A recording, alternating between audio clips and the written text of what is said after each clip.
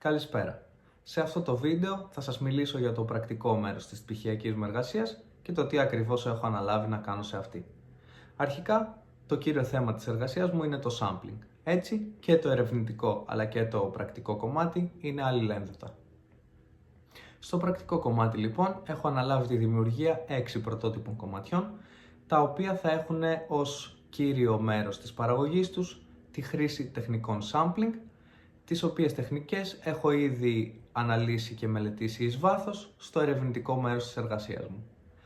Στο δημιουργικό κομμάτι αυτών των τραγουδιών θα ενταχθούν κάποια samplers, τα οποία ο σκοπός τους είναι η δημιουργική διαδικασία της παραγωγής των κομματιών να είναι όσο πιο κοντά γίνεται, όπως έκαναν μεγάλη παραγωγή της δεκαετίας του 90 αλλά και μέχρι σήμερα, έτσι ώστε το feeling και ο ήχος των κομματιών να είναι παρόμοιος. Έπειτα, αφού τα κομμάτια τελειώσουν, θα γίνει μίξη και mastering σε ένα επαγγελματικό περιβάλλον στούντιο, τα οποία έχω επιλέξει και είναι τα DNA Lab Studios στο Γαλάτσι της Αθήνας. Στα επόμενα βίντεο θα σας μιλήσω πιο αναλυτικά για το κάθε κομμάτι και το ποιο sample θα χρησιμοποιήσω. Ευχαριστώ.